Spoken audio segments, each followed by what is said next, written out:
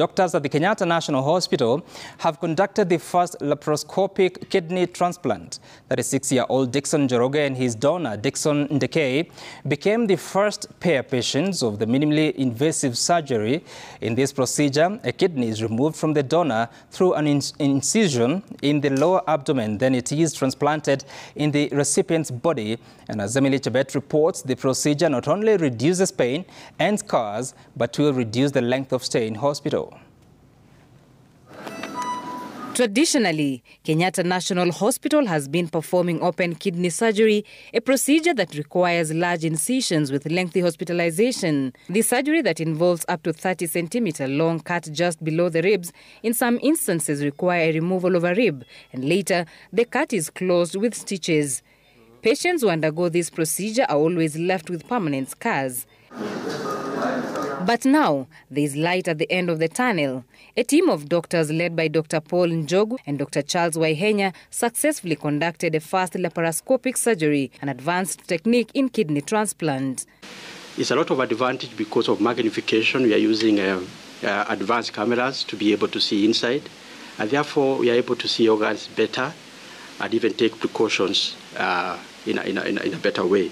At the moment, we are able to do at least a transplant every week, and the aim is that, yes, we've not reached where we wanted to be. We would like to be transplanting at least 2 patients every week. In laparoscopic surgery, a surgeon makes 3 or 4 small cuts that in most cases cannot go beyond 2.5 centimeters and inserts a tiny tube with a light and a camera known as laparoscope to access the kidney. On a TV-like monitor that receives images from the camera, a surgeon is able to see the inside organs.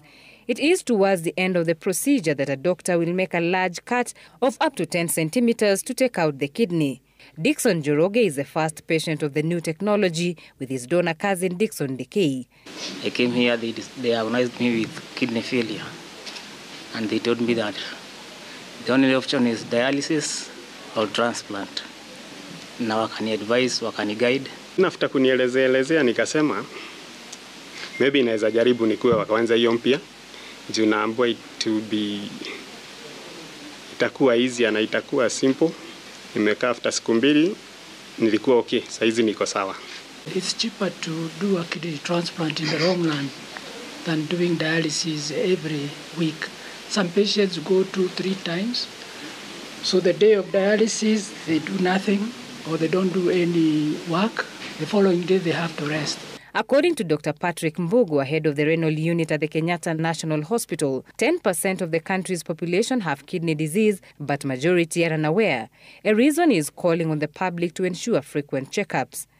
And even with the milestone in treatment, there are still major challenges on cost and access to donors, especially where family members cannot donate due to different reasons. In Kenya, the law allows only family to donate any organ to a patient. The kidney that Dickson has gotten from his cousin, the body knows that it is not his. So, like the body tries to protect itself from all invaders, it will try and reject it.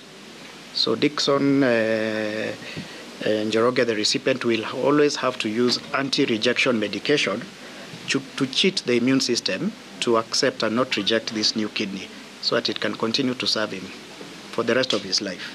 Stakeholders are eagerly waiting for the law that is in the pipeline that will allow regulated organ harvesting from donors. With success stories of kidney transplant at the Kenyatta National Hospital, patients are left with the burden of buying anti-rejection drugs for life. Currently, NHIF is not covering this costly medication that stakeholders are hoping that the new SHIF will strike it off their backs. Emily Chebet, Citizen TV at the Kenyatta National Hospital, Nairobi. Very inspiring story.